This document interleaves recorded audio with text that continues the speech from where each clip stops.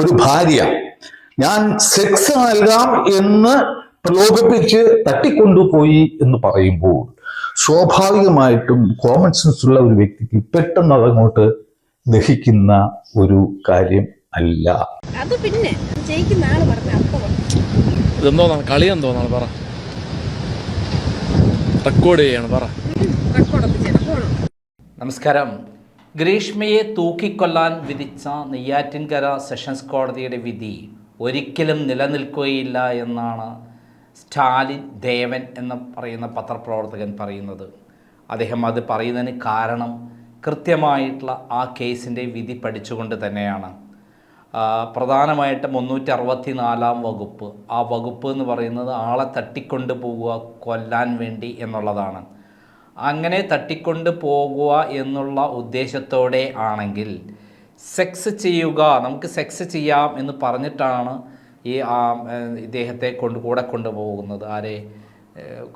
ഷാരോണിനെ കൊണ്ടുപോകുന്നത്, ഗ്രീഷ്മ കൊണ്ടുപോകുന്നത് എന്നാണ് ഇതിൽ പറയുന്ന വാദം. എവിടെ വെച്ചിട്ടാണ് ഈ കുറ്റകൃത്യം നടക്കുന്നത്? തമിഴ്നാട്ടിൽ വെച്ചിട്ടാണ്. അങ്ങനെയുള്ള കേസ് എങ്ങനെ കേരളത്തിലെ നെയ്യാറ്റിൻകര കോടതിക്ക് വിധിക്കാൻ പറ്റും എന്നുള്ള വളരെ കൃത്യമായുള്ള നിയമപരമായിട്ടുള്ള ചില വസ്തുതകളാണ് ഇപ്പോൾ സ്റ്റാലിൻ ദേവൻ തൻ്റെ വീഡിയോയിൽ പറഞ്ഞിട്ടുള്ളത്. അത് പൂർണ്ണമായി കേൾക്കാം. മറ്റൊരു കാര്യം, ഗ്രീഷ്മയ്ക്ക് കൃത്യമായി നിയമോപദേശം കിട്ടിയിരിക്കുന്നു. ഈ വിധി പുഷ്പം പോലെ വലിച്ചെറിയാൻ പറ്റും, വിജയിക്കാൻ പറ്റും, താൻ കേസിൽ വിജയിക്കും എന്നുള്ള കൃത്യമായ അറിവ് കിട്ടിയിരിക്കുന്നു. നെയ്യാറ്റിൻകര കോടതിയുടെ വിധി പൂർണ്ണമായും നിയമവിരുദ്ധമാണ്, നിലനിൽക്കാത്തതാണ്.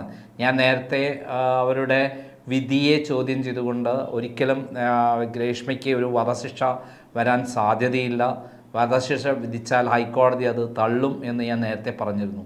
ഗ്രീഷ്മ ചെയ്ത തെറ്റിനെ ഒരിക്കലും അംഗീകരിക്കാൻ പറ്റില്ല. പക്ഷേ അതിലെ നിയമപരമായ വസ്തുതകൾ കൃത്യമായി നമ്മൾ പഠിച്ചു കഴിയുമ്പോൾ ഗ്രീഷ്മ ആ കേസിൽ നിന്ന് രക്ഷപ്പെടും എന്നുള്ളതാണ് മനസ്സിലാക്കേണ്ടത്. സ്റ്റാലിൻ ദേവൻ ആ പറഞ്ഞ കാര്യങ്ങൾ ഓരോ മലയാളിയും കേൾക്കേണ്ടതാണ്. നമുക്കൊന്ന് പൂർണ്ണമായി കേൾക്കാം. നമസ്കാരം. കഴിഞ്ഞ ജനുവരി 20 ബഹുമാനപ്പെട്ട Neyyattinkara additional district and sessions judge Sharon വധക്കേസിൽ 587 പേജുള്ള ഒരു വിധിന്യായം പുറപ്പെടുവിക്കുകയുണ്ടായി. ഗ്രീഷ്മയ്ക്ക് വധശിക്ഷയും വിധിക്കുകയുണ്ടായി. അതൊരു വിചിത്ര വിധിയായിട്ടാണ് എനിക്ക് തോന്നുന്നത്. കാരണം ഈ അടുത്ത കാലത്ത് ബഹുമാനപ്പെട്ട ഹൈക്കോടതി വധശിക്ഷ വിധിച്ചിരുന്ന ഒരു പ്രതിക്ക് ഏകദേശം 10 കൊല്ലം അദ്ദേഹം ജയിലിലായിരുന്നു. അദ്ദേഹത്തെ നിരുപാധികം വിട്ടയക്കുകയും അതിനുപരി സർക്കാരിനോട് അദ്ദേഹത്തിന് 5 ലക്ഷം രൂപ നഷ്ടപരിഹാരം നൽകാനും വിധിക്കുകയുണ്ടായി. അതുപോലെ ഒരു കേസായി മാറുമോ ഗ്രീഷ്മ കേസ് എന്നാണ് ഞാൻ ഈ വിധിന്യായം സമയമെടുത്ത് വളരെ കാര്യമായി പഠിച്ചതിന് ശേഷം എൻ്റെ മനസ്സിൽ ഉദിക്കുന്ന ഒരു സംശയം. കാരണം നമുക്ക് ഇവർക്കും അറിയാം, ഗ്രീഷ്മയുടെയും ഷാരൂണിൻ്റെയും വീടുകൾ തമ്മിൽ 3-3.5 കിലോമീറ്റർ ദൂരം മാത്രമേ ഉണ്ടായിരുന്നുള്ളൂ. ഏകദേശം 15 മിനിറ്റ് ഉണ്ടെങ്കിൽ അതിനകത്ത് തന്നെ ഒരു ബൈക്കിൽ അവിടെ എത്തപ്പെടാൻ സാധിക്കുമായിരുന്നു. എങ്കിലും അവർ രണ്ടുപേരും 2 പ്രത്യേക സംസ്ഥാനങ്ങളിലായിരുന്നു ജീവിച്ചിരുന്നത് എന്നുള്ളത് വളരെ വളരെ പ്രധാനപ്പെട്ട ഒരു കാര്യമാണ്. അപ്പോൾ ഏവർക്കും അറിയാം, ആർക്കും അതിൽ ഒരു സംശയവുമില്ല. എന്താണെന്ന് വെച്ച് കഴിഞ്ഞാൽ ഗ്രീഷ്മ വിഷം കൊടുത്തത് തമിഴ്നാട്ടിൽ വച്ചായിരുന്നു. അതായത് കുറ്റകൃത്യം നടന്നത് തമിഴ്നാട്ടിൽ വച്ച് ആയിരുന്നു. എന്നാൽ ഷാരോൺ മരണവുമായി മല്ലടിച്ച് തിരുവനന്തപുരം മെഡിക്കൽ കോളേജ് ആശുപത്രിയിൽ കഴിയുന്ന വേളയിൽ പാറശാല പോലീസിന് വ്യക്തമായ പരാതികൾ ലഭിച്ചു എങ്കിലും അവർ അന്വേഷണത്തിന് മുതിർന്നില്ല. അതിനുശേഷം ഒക്ടോബർ മാസം 25 ഷാരോൺ മരണമടഞ്ഞതിനു ശേഷം പോലും അവർ ഒരു അന്വേഷണത്തിന് മുതിർന്നില്ല. പിന്നെ മാധ്യമങ്ങളൊക്കെ ഇതൊരു ചർച്ചാ വിഷയം ആക്കിയതിൻ്റെ അടിസ്ഥാനത്തിൽ മാത്രമാണ് കേരള പോലീസ് ഒരു അന്വേഷണത്തിന് മുതിർന്നത്. അപ്പോൾ അവർക്ക് മനസ്സിലായി ഈ കുറ്റകൃത്യം നടന്നിരിക്കുന്നത് തമിഴ്നാട്ടിലാണ്. അപ്പോൾ സ്വാഭാവികമായിട്ടും നിയമപരമായിട്ടും ഈ അന്വേഷണം നടത്തേണ്ടിയിരുന്നത് തമിഴ്നാട് പോലീസാണ്. ഈ കേസ് വിചാരണ ചെയ്യപ്പെടേണ്ടിയിരുന്നത് തമിഴ്നാട്ടിലെ കന്യാകുമാരി ജില്ലയിലെ സെഷൻസ് കോടതി ആയിരുന്നു. എന്നാൽ കേരള പോലീസിന് അവർക്ക് തന്നെ ഈ കേസ് അന്വേഷിക്കണമെന്നും കേരളത്തിൽ തന്നെ അതിൻ്റെ വിചാരണ നടത്തണമെന്നും എന്തോ ഒരു പ്രത്യേക താല്പര്യം ഉണ്ടായിരുന്നു. അതിന് അവർ തല പുകഞ്ഞ് ആലോചിച്ച് കണ്ടെത്തിയ ഒരു കാര്യമാണ് ഗ്രീഷ്മ ഷാരൂണിനെ കേരളത്തിൽ നിന്നും കൊല്ലാനായി തട്ടിക്കൊണ്ടുപോയി തമിഴ്നാട്ടിൽ വച്ച് വിഷം കൊടുത്തു എന്നത്. അപ്പോൾ അങ്ങനെ വരുമ്പോൾ കുറ്റകൃത്യത്തിൻ്റെ ആരംഭം കേരളത്തിൽ നിന്നും തുടങ്ങും. അപ്പോൾ സ്വാഭാവികമായിട്ടും കേരള പോലീസിന് അത് അന്വേഷിക്കാൻ പറ്റും. കേരളത്തിലെ സെഷൻസ് കോടതിയിൽ അത് വിചാരണ ചെയ്യപ്പെടാനും പറ്റും. ആ ഒറ്റ ഉദ്ദേശ്യത്തിൻ്റെ അടിസ്ഥാനത്തിലാണ് പോലീസ് ഗ്രീഷ്മയ്ക്കെതിരെ IPC സെക്ഷൻ 364 ചാർജ് ചെയ്തത്.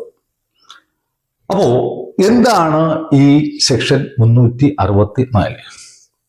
ഒരാൾക്ക് മറ്റൊരാളെ കൊല ചെയ്യണം എന്നുള്ള ഉദ്ദേശ്യത്തോടു കൂടി തട്ടിക്കൊണ്ട് പോവുക. അപ്പോൾ ഇതിലുള്ള ഏറ്റവും പ്രധാനമായ ഘടകം എന്ന് പറയുന്നത് ഈ തട്ടിക്കൊണ്ടു പോകലിന് മുമ്പേ തന്നെ ഈ പ്രതിക്ക്, ഭാവിയിൽ പ്രതിയാകാൻ പോകുന്ന ആളിന് അയാളെ കൊല്ലണം എന്നുള്ള ഒരു മെൻസ്രിയ ദുഷ്ടമനസ്സ് ഉണ്ടായിരിക്കണം.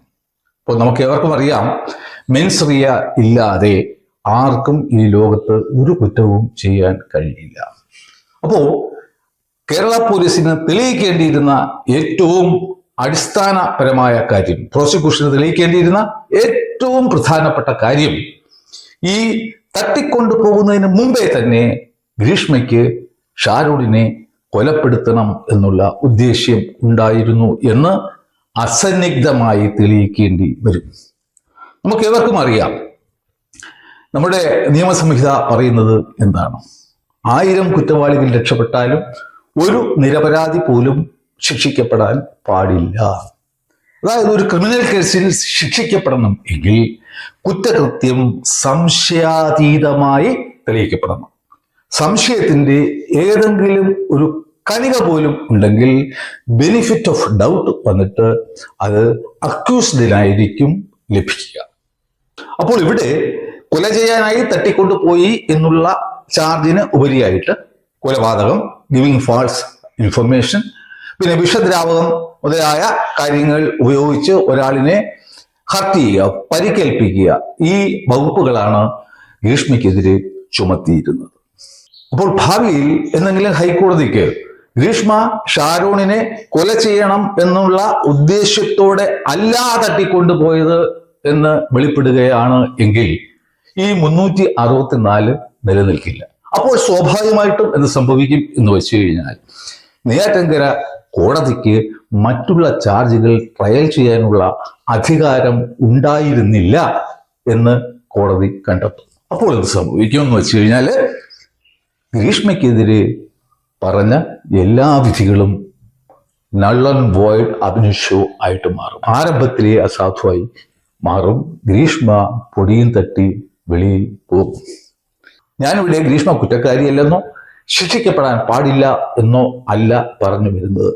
ഗ്രീഷ്മ തീർച്ചയായിട്ടും കുറ്റം ചെയ്തിട്ടുണ്ട്, ശിക്ഷ അനുഭവിക്കേണ്ടവർ തന്നെയാണ്. പക്ഷേ പോലീസിന്റെ കെടുകാര്യസ്ഥത മൂലം പ്രോസിക്യൂഷൻ കേസ് വേണ്ട വിധം നടത്താതെ ഭാവിയിൽ ഇതുപോലൊരു വിധി വന്നു കഴിഞ്ഞാൽ ഇപ്പോൾ ഞങ്ങളുടെ മകന് നീതി ലഭിച്ചു, ഞങ്ങൾക്ക് നീതി ലഭിച്ചു എന്നൊക്കെ പറയുന്ന ആശ്വസിക്കുന്ന ഷാരൂണിന്റെ മാതാപിതാക്കൾക്ക് അവരോട് അന്ന് ആര് സമാധാനം പറയും എന്നുള്ളതാണ് ഇവിടെ ഉദിക്കുന്ന വളരെ പ്രധാനപ്പെട്ട ഒരു ചോദ്യം. അതിനെക്കുറിച്ച് സംസാരിക്കാനാണ് ഞാൻ ഈ വീഡിയോ ചെയ്യുന്നത്. സെക്ഷൻ 362 CPC പ്രകാരം കിഡ്നാപ്പിംഗ് എന്ന് പറയുമ്പോൾ ഒരാളെ ഫോഴ്സ്ഫുള്ളി ഒരു സ്ഥലത്ത് നിന്നും മറ്റൊരു സ്ഥലത്തേക്ക് കൊണ്ടുപോവുക എന്നുള്ളതാണ്. Usage of force is A must.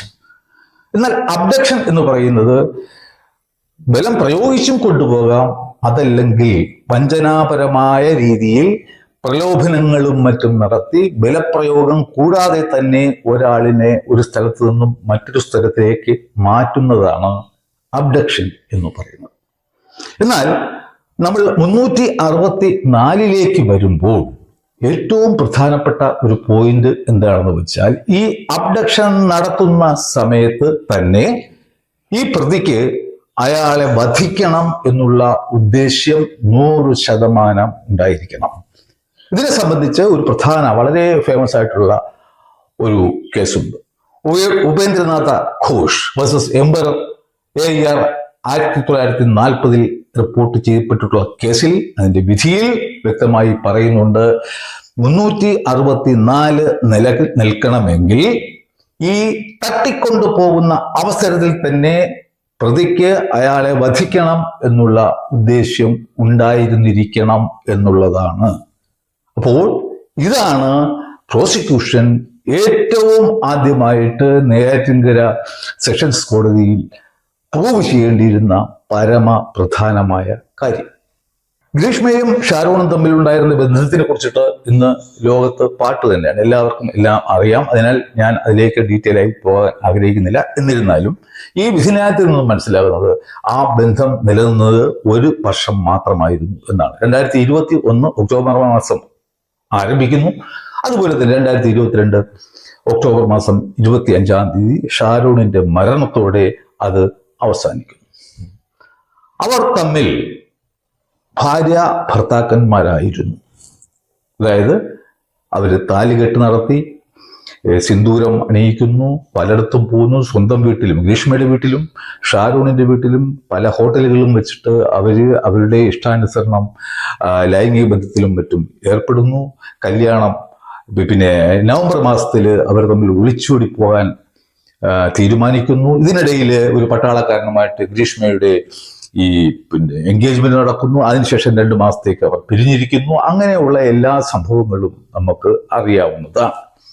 ഈ ജഡ്ജ്മെന്റിൽ തന്നെ 2 ഭാഗത്ത്, ഒരു ഭാഗത്ത് ഈ ഷാരോണിന്റെ അച്ഛൻ പറയുന്നതായിട്ടും മറ്റൊരു ഭാഗത്ത് കോടതി സ്വമേധയാ പറയുന്നതായിട്ടും പറയുന്നത് ഗ്രീഷ്മയും ഷാരോണും തമ്മിൽ ഭാര്യ ഭർത്താക്കന്മാരായി ജീവിച്ചിരുന്നു എന്നാണ്. ഇനി നമുക്ക് ഈ പ്രോസിക്യൂഷൻ കേസ് എന്താണെന്ന് നോക്കാം. അതിന്റെ അടിസ്ഥാനത്തിലാണല്ലോ ഈ വിചാരണ നടന്നത്. അപ്പോ പ്രോസിക്യൂഷൻ പറയുന്നത് എന്താണെന്ന് വെച്ച് കഴിഞ്ഞാൽ ഒക്ടോബർ മാസം 13-ാം തീയതി അർദ്ധരാത്രി ഏകദേശം 1 മണിക്കൂർ 7 മിനിറ്റോളം നേരം ഗ്രീഷ്മ വാട്സാപ്പ് കോളിലൂടെ ഷാരോണുമായി സംസാരിക്കുന്നു. അദ്ദേഹത്തെ സെക്സ് നൽകാം എന്ന് പ്രലോഭനപ്പെടുത്തി സ്വന്തം വീട്ടിലേക്ക് ക്ഷണിക്കുന്നു. അതുതന്നെ 14-ാം തീയതി, അന്നാണ് ഈ വിഷം കൊടുത്തത്, 14-ാം തീയതി രാവിലെയും ഇതേ സംഗതികൾ ആവർത്തിക്കുന്നു. അതുകൊണ്ട് പ്രോസിക്യൂഷൻ പറയുന്നത് ഈ സംസാരിച്ച വേളയിൽ ഗ്രീഷ്മ ഇങ്ങനെ ഒരു പ്രലോഭനം നടത്തി, സെക്സ് കൊടുക്കാം എന്ന് പറഞ്ഞിട്ടുള്ള പ്രലോഭനം നടത്തി തട്ടിക്കൊണ്ടുപോയി എന്നുള്ളതാണ് പ്രോസിക്യൂഷന്റെ കേസ്. അങ്ങനെ അവിടെ തട്ടിക്കൊണ്ടുപോയതിനു ശേഷം ഗ്രീഷ്മ ഷാരൂണിന് വിഷം നൽകി കൊന്നു. അപ്പോ 364 സെക്ഷൻ നിലനിൽക്കും. കാരണം ഈ കേസിന്റെ ഈ കുറ്റകൃത്യത്തിന്റെ ആരംഭം കേരളത്തിൽ നിന്നാണ്. അതുകൊണ്ട് കേരള പോലീസിനെ അന്വേഷിക്കാം. അതുപോലെ തന്നെ നെയ്യാറ്റിൻകര സെഷൻസ് കോടതിക്ക് ഇത് വിചാരണ ചെയ്യാം എന്നായിരുന്നു പ്രോസിക്യൂഷന്റെ കേസ്. ഇവിടെ നമുക്ക് വളരെ ആലോചിക്കേണ്ട ഒരു കാര്യം, ഭാര്യ ഭർത്താക്കന്മാരെ പോലെ ജീവിച്ചിരുന്ന 2 വ്യക്തികൾ, എസ്പെഷ്യലി നമ്മുടെ ഇന്നത്തെ കാലത്ത് ഈ ലിവിങ് ടുഗദറൊക്കെ വളരെ സർവ്വസാധാരണമാണ്. അങ്ങനെ ഉള്ള 3.5 കിലോമീറ്റർ മാത്രം ദൂരത്ത് താമസിക്കുന്ന ഭർത്താവിനെ ഒരു ഭാര്യ ഞാൻ സെക്സ് നൽകാം എന്ന് പ്രലോഭിപ്പിച്ച് തട്ടിക്കൊണ്ടുപോയി എന്ന് പറയുമ്പോൾ സ്വാഭാവികമായിട്ടും കോമൺ സെൻസ് ഉള്ള ഒരു വ്യക്തിക്ക് പെട്ടെന്ന് അതങ്ങോട്ട് ദഹിക്കുന്ന ഒരു കാര്യം അല്ല. മറ്റൊരു പ്രധാനപ്പെട്ട കാര്യം നമ്മൾ മനസ്സിലാക്കേണ്ടത്, ഈ കുറ്റകൃത്യത്തിന് ദൃക്സാക്ഷികളെ ഉണ്ടായിരുന്നില്ല എന്നുള്ളതാണ്. എല്ലാം അനുമാനങ്ങളാണ്. സാഹചര്യ തെളിവുകളുടെ അടിസ്ഥാനത്തിലും ഡിജിറ്റൽ എവിഡൻസിന്റെ അടിസ്ഥാനത്തിലും മാത്രമാണ് ഈ കോടതി ഇങ്ങനെ ഈ തട്ടിക്കൊണ്ടുപോകൽ നടന്നു എന്ന് കണ്ടെത്തിയിട്ടുള്ളത്. മനസ്സിലാക്കേണ്ട ഒരു കാര്യം, കഴിഞ്ഞ ജൂലൈ 1-ാം തീയതി മുതലാണ് പുതിയ BNS നിലവിൽ വന്നത്. അതിനു മുമ്പ് എല്ലാ ഡിജിറ്റൽ തെളിവുകൾക്കും പ്രൈമറി എവിഡൻസ് വാല്യൂ ഉണ്ടായിരുന്നില്ല, സെക്കൻഡറി എവിഡൻസ് വാല്യൂവേ ഉണ്ടായിരുന്നുള്ളൂ. അപ്പോ ഉണ്ടായിരുന്നത് സാഹചര്യ തെളിവുകൾ മാത്രമാണ്. ആശ്രയിച്ചത് മിക്കവാറും എല്ലാം തന്നെ ഡിജിറ്റൽ തെളിവുകൾ ആയിരുന്നു. പിന്നെ ഈ ഷാരോണും ഗ്രീഷ്മയും തമ്മിൽ എന്താണ് യഥാർത്ഥത്തിൽ സംസാരിച്ചതെന്ന് ഈ ലോകത്ത് അവർക്ക് മാത്രമേ അറിയാവൂ, മറ്റാരും തന്നെ കേട്ടിട്ടില്ല.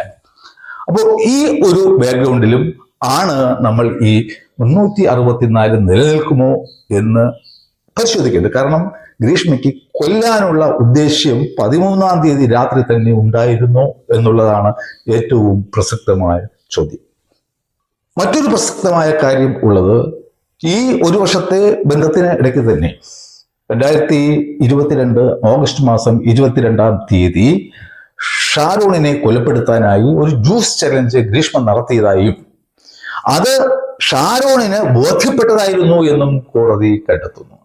അപ്പോ ഈ കുട്ടി വേണമെങ്കിൽ ഏത് നിമിഷവും എനിക്ക് വിഷം തന്ന് കൊലപ്പെടുത്താം എന്നുള്ള ഒരു ബോധം ഈ ഷാരോണിന് നേരത്തെ തന്നെ ഉണ്ടായിരുന്നു എന്നാണ് കോടതി പറയുന്നത്.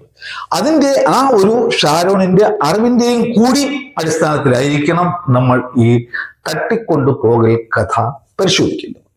അങ്ങനെ പോലീസ് ഈ ചാർജുകളൊക്കെ, ഞാൻ നേരത്തെ പറഞ്ഞ എല്ലാ കുറ്റകൃത്യങ്ങളുടെയും ചാർജുകൾ ഉൾപ്പെടെ നെയ്യാറ്റിൻകര മജിസ്ട്രേറ്റ് കോടതിയിൽ കുറ്റപത്രം സമർപ്പിക്കുന്നു. അപ്പോൾ തന്നെ ഗ്രീഷ്മ പറയുന്നു, ഈ കോടതിക്ക് ഇത് വിചാരണ ചെയ്യാനുള്ള അധികാരമില്ല, ഞാൻ കുറ്റം ചെയ്തു എങ്കിൽ തന്നെയും അത് വിചാരണ ചെയ്യേണ്ടത് തമിഴ്നാട്ടിലാണ്. പക്ഷേ മജിസ്ട്രേറ്റ് കോടതി അത് തള്ളിക്കളയുന്നു, കേസിനെ റെമിറ്റ് ചെയ്യുന്നു സെഷൻസ് കോടതിയിലേക്ക്. സെഷൻസ് കോടതിയിലും ഗ്രീഷ്മ ഇതേ ആവശ്യം ഉന്നയിക്കുന്നു, സെഷൻസ് കോടതിയും തള്ളിക്കളയുന്നു. ഗ്രീഷ്മ നേരെ ഹൈക്കോടതിയിലേക്ക് പോകും. അവിടെ പോയതിനു ശേഷം ഈ ജുറിസ്ഡിക്ഷനാണ് ചലഞ്ച് ചെയ്തത്. അവിടെ ചെന്നതിന് ശേഷം ഗ്രീഷ്മ തന്നെ ഒരു ആവശ്യം ഉന്നയിക്കുന്നു, ഓക്കെ ഇതിലൊരു തീരുമാനം തൽക്കാലം എടുക്കണ്ട, അത് സെഷൻസ് കോടതിക്ക് തന്നെ വിട്ടുകൊടുക്കുക, എനിക്ക് പക്ഷേ ട്രയലിന്റെ സമയത്ത് ഈ ആവശ്യം വീണ്ടും ഉന്നയിക്കാനുള്ള അവകാശം നൽകണം. അപ്പോൾ ഹൈക്കോടതി പറഞ്ഞു, okay, the issue is left open to the sessions court, അവിടെ നിങ്ങൾക്ക് ഈ വിഷയം വീണ്ടും ഉന്നയിക്കാവുന്നതാണ് എന്നാണ് ഹൈക്കോടതി പറഞ്ഞത്. പക്ഷെ അതിനുശേഷം അതിനെതിരെ ഒരു അപ്പീലല്ല, കാരണം ഗ്രീഷ്മയ്ക്ക് അപ്പീൽ കൊടുക്കാൻ സാധിക്കില്ല, അവൾ തന്നെ ആവശ്യപ്പെട്ടിട്ടാണ് ഹൈക്കോടതി അത്ര ഒരു തീരുമാനം എടുത്തത്. എന്നാൽ ഗ്രീഷ്മ സുപ്രീം കോടതിയെ സമീപിക്കുന്നു. അവിടെ ചെന്നിട്ട് പറഞ്ഞു, ഈ കേസ് കേരളത്തിൽ നിന്നും മാറ്റി തമിഴ്നാട്ടിലേക്ക് കൊണ്ടുപോകും.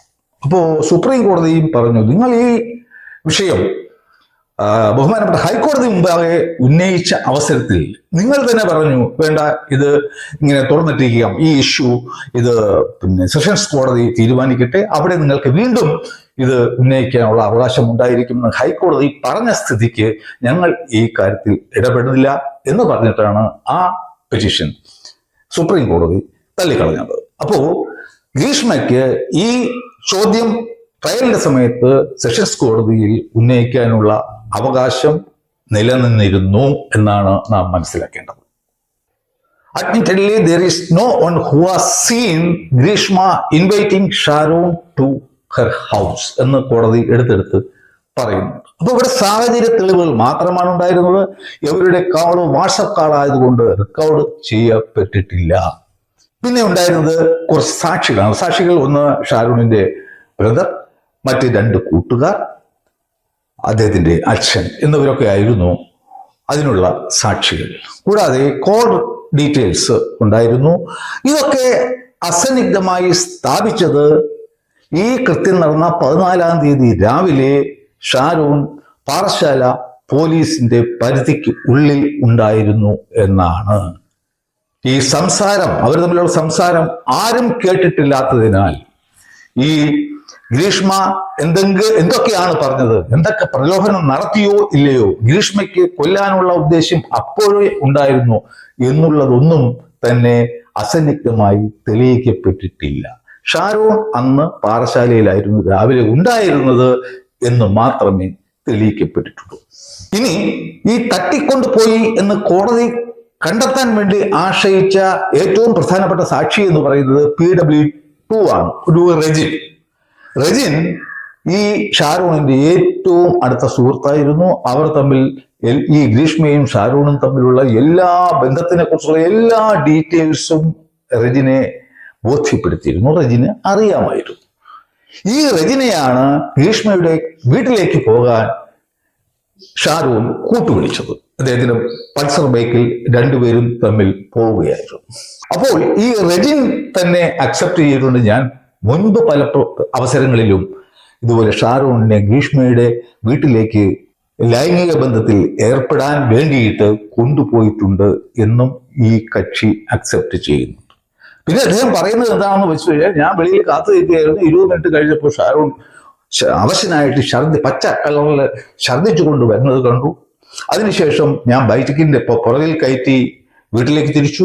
അപ്പോൾ അവൻ വളരെ അവശനായിരുന്നു. എന്നിരുന്നാലും കുറച്ചു നേരം കഴിയുമ്പോൾ നിർത്താൻ പറഞ്ഞു, ഛർദ്ദിക്കണമെന്ന് പറഞ്ഞു. അങ്ങനെ നിർത്തി. വീണ്ടും പച്ച നിറത്തിൽ ഛർദ്ദിച്ചു. അപ്പോൾ അവൻ എന്നോട് പറഞ്ഞു, എടാ അളിയ, അവൾ എന്നെ വഞ്ചിച്ചു എന്ന് പറഞ്ഞാണ് ഛർദ്ദിക്കുന്നത്. അപ്പം സ്വാഭാവികമായിട്ടും മുൻപുള്ള ഈ കൊലപാതക ശ്രമം അറിഞ്ഞിട്ടുള്ള റെജിൻ സ്വാഭാവികമായിട്ടും എന്താണ് ചെയ്യേണ്ടിയിരുന്നത് എന്ന് വെച്ച് കഴിഞ്ഞാൽ, ഷാരൂണിനെ അപ്പോൾ തന്നെ ഒരു ആശുപത്രിയിൽ കൊണ്ടുപോവുകയായിരുന്നു വേണ്ടിയിരുന്നത്. വിവരം പോലീസ് സ്റ്റേഷനിൽ അറിയിക്കണമായിരുന്നു. അന്ന് തന്നെ ഗ്രീഷ്മ അറസ്റ്റ് ചെയ്യപ്പെടുമായിരുന്നു. ഒരുപക്ഷെ യഥാസമയമുള്ള ചികിത്സ ഷാരൂണിന് കിട്ടുമായിരുന്നു. ഷാരൂൺ ഇന്ന് ഒരുപക്ഷെ ജീവിച്ചിരിക്കുമായിരുന്നു. ഇതൊന്നും ചെയ്യാതെ ഈ മനസ്സിലെ കുറ്റബോധങ്ങൾ പലതും കിടക്കുന്നത് കൊണ്ടും താൻ കൂടി ഇനി പിടിക്കപ്പെടുമോ എന്നുള്ള ഭയത്താലും റെജിൻ നേരെ ഷെറിനെ അവന്റെ വീടിന്റെ നടയെ കൊണ്ട് വണ്ടി നിർത്തി വണ്ടിയും കൈമാറി അവൻ പൊടിയും തട്ടി നേരെ സ്വന്തം വീട്ടിലേക്ക് പോയി. അവിടെ നടന്ന ഒരു കാര്യവും അന്നത്തെ ഒരു സംഭവവും ഈ റെജിൻ എന്ന വ്യക്തി ആരെയും അറിയിച്ചിട്ടില്ല. ഷാരൂൺ അവന്റെ വീട്ടിലേക്ക് പോകുന്നു, ഛർദ്ദിക്കുന്നു, ലൂസ് മോഷൻ വരുന്നു, ആരോടും ഒന്നും പറയുന്നില്ല. പിന്നെ എന്തൊക്കെയാണ് സംഭവിച്ചെന്നുള്ളത് നമുക്ക് ഏവർക്കും അറിയാം. ഈ പറയുന്ന റെജിനെ ആണ് ഗ്രീഷ്മ ഷാരൂണിനെ തട്ടിക്കൊണ്ടുപോയി എന്ന് ഒരു കണ്ടെത്തൽ നടത്താൻ വേണ്ടി ആശ്രയിച്ച പ്രധാന സാക്ഷി. എങ്ങനെയുണ്ട്? ഇതെല്ലാം അറിഞ്ഞു വെച്ചുകൊണ്ട് ഈ തട്ടിക്കൊണ്ടുപോകലിന് കൂട്ടുനിന്ന ഒരു കക്ഷി തന്നെയാണ് പറയുന്നത് തട്ടിക്കൊണ്ടുപോയി എന്ന്. അതിന് ഞാനാണ്, ഈ കൊണ്ടുപോയ ആൾ ഞാനാണെന്നും പറയുന്നു. എന്ത് വിചിത്രമായ ഒരു കണ്ടെത്തലാണ് ബഹുമാനപ്പെട്ട കോടതി നടത്തിയതെന്ന് എനിക്ക് ചിന്തിക്കാൻ പോലും കഴിയുന്നില്ല. ഇനി നമുക്ക് ഗ്രീഷ്മ ഷാരൂണിനെ പ്രലോഭിപ്പിച്ചു, സെക്സ് ഒക്കെ തരാം എന്ന് പറഞ്ഞ് പ്രലോഭിപ്പിച്ച് തട്ടിക്കൊണ്ടുപോയി എന്നതിനെ നമുക്ക് സമ്മതിക്കാം. പക്ഷേ ഈ ഗ്രീഷ്മയ്ക്ക് ആ സമയത്ത് ഇവനെ കൊല്ലണം എന്നുള്ള ഉദ്ദേശ്യം ഉണ്ടായിരുന്നോ ഇല്ലായിരുന്നോ എന്ന് നമുക്ക് പരിശോധിക്കേണ്ടിയിരിക്കുന്നു. കാരണം നമ്മൾ കണ്ടു, സാഹചര്യ തെളിവുകൾ മാത്രമാണ് ഉണ്ടായിരുന്നത്, ദൃക്സാക്ഷികൾ ഇല്ല. അപ്പോൾ സാഹചര്യ തെളിവുകൾ മാത്രമുള്ള ഒരു കേസിൽ ഓരോ സാഹചര്യവും ചേർത്ത് വെച്ച് ഒരു ചങ്ങല ഉണ്ടാക്കണം, ഒരു ചെയിൻ ഉണ്ടാക്കണം, ചെയിൻ ഓഫ് സർക്കംസ്റ്റാൻസസ്. അതിനിടയ്ക്ക് ഏതെങ്കിലും ഒരു കണ്ണി പൊട്ടിപ്പോയാൽ ഈ എൻ്റയർ കേസും പൊട്ടിപ്പോകും. ഏതെങ്കിലും ഒരു കണ്ണി വീക്കായി കഴിഞ്ഞാൽ അത് കേസിനെ ബാധിക്കും. ബെനിഫിറ്റ് ഓഫ് ഡൗട്ട്, ഞാൻ നേരത്തെ പറഞ്ഞതുപോലെ ഈ കേസിൽ ഗ്രീഷ്മയ്ക്കായിരിക്കും ലഭിക്കുക, ഷാരൂണിനല്ല. അപ്പോ ഈ ഒരു പശ്ചാത്തലത്തിലാണ്, നമ്മുടെ പോലീസിന്റെ പ്രോസിക്യൂഷൻ കേസിന്റെ പശ്ചാത്തലത്തിലാണ് അങ്ങനെ അതൊന്നുണ്ടായിരുന്നോ ഇല്ലായിരുന്നോ എന്ന് ഞാൻ ഇവിടെ കണ്ടെത്താൻ ശ്രമിക്കുന്നത്. ഞാൻ കണ്ടെത്തുന്നത് ഈ കോടതിയുടെ വിധിന്യായത്തിലുള്ള കണ്ടെത്തലുകളുടെയും രേഖകളുടെയും വെളിച്ചത്തിൽ മാത്രമാണ്. അല്ലാതെ എൻ്റെ ഒരു സ്വന്തം അഭിപ്രായം അല്ല ഞാൻ ഇവിടെ പറയാൻ പോകും. ഇപ്പോൾ നാം കണ്ടു, ഗ്രീഷ്മയ്ക്ക് 13-ാം തീയതി രാത്രി അല്ലെങ്കിൽ 14-ാം തീയതി രാവിലെ ഷാരൂണിനെ വധിക്കണം എന്നുള്ള ഉദ്ദേശ്യം മെൻസ്രിയ ഇല്ലാതിരുന്നു എങ്കിൽ സെക്ഷൻ 364 നിലനിൽക്കില്ല. ബാക്കിയുള്ള ഈ കേസിന്റെ വിചാരണ നടത്താനുള്ള അധികാരം ഇല്ലായിരുന്നു എന്ന് തെളിയിക്കപ്പെടും. അപ്പോൾ സ്വാഭാവികമായിട്ടും ഗ്രീഷ്മയ്ക്ക് നൽകിയ വിധി എല്ലാം തന്നെ അസ്ഥിരപ്പെടും. ഇവിടെയാണ് പ്രോസിക്യൂഷൻ, അതായത് പോലീസ് നടത്തിയ ഏറ്റവും വലിയ ഒരു മണ്ടത്തരം. ഞാൻ ആ ഭാഗം 2-3 സെന്റൻസ്, ഏറ്റവും പ്രധാനപ്പെട്ട ഈ കേസിന്റെ ഭാവിയെ നിർണ്ണയിക്കാൻ പോകുന്ന 2-3 സെന്റൻസ് ഞാൻ വായിക്കാം, കേൾക്കുക. Sharon entered the bedroom of the house. Grishma made a request again to break in their relationship, but he was not willing. Quickly, അത് വളരെ പ്രധാനപ്പെട്ട ഒരു വാക്കാണ്. Quickly, after pretending love, she made a challenge to Sharon to drink കഷായം. ഇതാണ് ഞാൻ ഈ പറഞ്ഞ ഏറ്റവും പ്രധാനപ്പെട്ട വരികൾ. ഷാരോൺ ഗ്രീഷ്മയുടെ ബെഡ്റൂമിൽ പ്രവേശിക്കുന്നു. അപ്പോൾ അവൾ വിഷം കൊടുക്കാനല്ല ആദ്യം ശ്രമിച്ചത്. ഷീ മെയ്ഡ് എ റിക്വസ്റ്റ്, അപേക്ഷിക്കുകയാണ് ഉണ്ടായത്. എന്തിനാണ്? നമുക്ക് ഈ ബന്ധം മതിയാക്കാം. പക്ഷേ ഷാരോൺ അതിന് സമ്മതിക്കുന്നില്ല. അപ്പോൾ സ്വാഭാവികമായിട്ടും എന്താണ് സംഭവിക്കുന്നത്? ഈ ഗ്രീഷ്മ ഷാരോണിനെ വിളിച്ച അവസരത്തിൽ അവൾക്ക് അവനെ കൊല്ലണം എന്നല്ലായിരുന്നു ഉദ്ദേശ്യം. നേരിട്ട് ഒരു അപേക്ഷ സമർപ്പിക്കുക, നമുക്ക് പിരിയാം. അപ്പോൾ ഷാരോൺ അതിനെ സമ്മതിച്ചിരുന്നു എങ്കിൽ 100% ഈ വിഷം കൊടുക്കൽ പ്രക്രിയ നടക്കില്ലായിരുന്നു. അടുത്തുള്ള വാക്കാണ് ഏറ്റവും പ്രധാനപ്പെട്ടത്, ക്വിക്ക്ലി. ഇവൻ ഇത് ഡിനേ ചെയ്ത അവസരത്തിൽ വളരെ പെട്ടെന്ന്, അതായത് ഇമ്മീഡിയറ്റ് പ്രൊവോക്കേഷൻ. അതെന്തതിലേക്കും ഗ്രീഷ്മയ്ക്ക് ഇവനെ കൊല്ലണം എന്നുള്ള പ്രീ പ്ലാനിങ് ഉണ്ടായിരുന്നില്ല. ഷാരോൺ ഇത് നിരസിച്ച അവസരത്തിൽ പെട്ടെന്നാണ് ഒരു തീരുമാനം എടുക്കുന്നത് എങ്കിൽ അവന് വിഷം കൊടുക്കുക. പിന്നെ അവർ വളരെ നാടകം എന്തൊക്കെയാണ് നടത്തിക്കൂട്ടിയതെന്ന് ആർക്കും പറയാൻ സാധിക്കില്ല. കാരണം വീണ്ടും ലൈംഗിക ബന്ധത്തിൽ ഏർപ്പെടുന്നു, സ്നേഹം നടിക്കുന്നു. അതിനുശേഷമാണ് ഈ കഷായ ചലഞ്ച് ചെയ്യുന്നത്. നേരത്തെ തന്നെ ഇവള് പലതും കുടിപ്പിച്ച് കൊല്ലാൻ ശ്രമിച്ചിട്ടുണ്ട് എന്ന് ബോധ്യമുള്ള ഷാരോൺ തന്നെ അത് വാങ്ങി കുടിക്കുന്നു. ഇതായിരുന്നു നടന്ന സംഭവം. അപ്പോൾ ഈ കാര്യം വിശദമായിട്ട് കോടതി പരിശോധിക്കുകയാണ് എങ്കിൽ സെക്ഷൻ 364 നിലനിൽക്കില്ല എന്ന് കണ്ടെത്തും. കാരണം കൊല്ലാനുള്ള മെൻസ്രിയ ആയിരുന്നില്ല ഉണ്ടായിരുന്നത്. എന്നാൽ ഈ ബന്ധത്തിൽ നിന്നും വേർപിരിയാൻ ഒരു അപേക്ഷ നടത്താനുള്ള ഉദ്ദേശ്യമായിരുന്നു ഉണ്ടായിരുന്നത്. അത് നടത്തി. ആ സമയം അതിന് ഷാരോൺ വഴങ്ങിയില്ല. പെട്ടെന്ന് തന്നെ എങ്കിലും അവനെ തട്ടിക്കളയാം, അങ്ങനെ ഒരു ചാൻസ് ഉണ്ടാകുകയാണെങ്കിൽ കൊടുക്കാൻ വേണ്ടിയിട്ട് വിഷവും ഉണ്ടാക്കി വെച്ചിരുന്നു. But that was only a secondary option. The first option was request. അപ്പോ ഈ കേസിൽ ഈ 364 നിലനിൽക്കാൻ പോകുന്നില്ല. കോടതിക്ക് ഈ കേസ് ട്രയൽ ചെയ്യാനുള്ള അധികാരം ഉണ്ടായിരുന്നില്ല എന്ന് തന്നെ ബഹുമാനപ്പെട്ട ഹൈക്കോടതി ഭാവിയിൽ കണ്ടെത്താനുള്ള എല്ലാ ചാൻസും ഈ 2-3 സെന്റൻസിനകത്ത് ഒളിഞ്ഞു കിടപ്പുണ്ട്. ഒരു ക്രിമിനൽ കേസിൽ 100% സംശയാതീതമായി ഒരാൾ കുറ്റം ചെയ്തു എന്ന് തെളിയിക്കപ്പെടണം. എങ്കിൽ മാത്രമേ ശിക്ഷിക്കാൻ സാധിക്കുള്ളൂ. അപ്പോൾ നമ്മൾ ഇത്രയും മാധ്യമങ്ങളൊക്കെ കൊട്ടിഘോഷിച്ച ഈ വധശിക്ഷ മാത്രമല്ല, ഒരു ശിക്ഷയും നിലനിൽക്കാനുള്ള chances are very very very remote എന്നാണ് എനിക്ക് പറയാനുള്ളത്.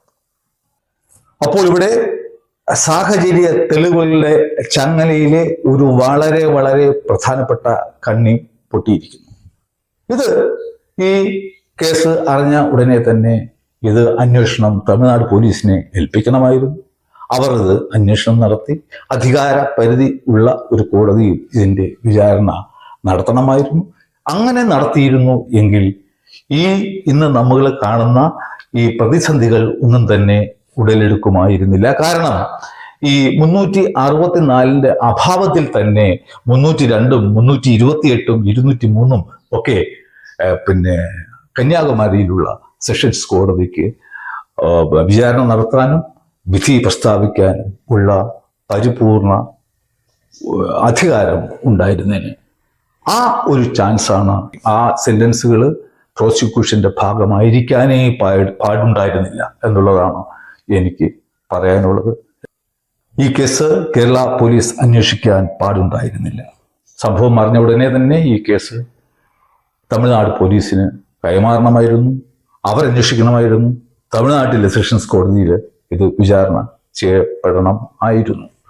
അങ്ങനെ വരുമ്പോൾ ഈ സെക്ഷൻ 364 പ്രസക്തിയെ ഉണ്ടാകുമായിരുന്നില്ല. അതിൻ്റെ അഭാവത്തിൽ തന്നെ അവിടുത്തെ കോടതിക്ക് ഇത് വിചാരണ നടത്താനും ഗ്രീഷ്മയെ ശിക്ഷിക്കാനും കഴിയുമായിരുന്നു. അതുകൊണ്ട് ഈ പോലീസിന്റെ, കേരള പോലീസിന്റെ അതിബുദ്ധിയാണ് ഈ കേസിന്റെ വിധിക്ക് ശേഷം ഈ കേസിനെ വളരെ പരിതാപകരമായ ഒരു അവസ്ഥയിൽ കൊണ്ട് എത്തിച്ചിരിക്കുന്നത്.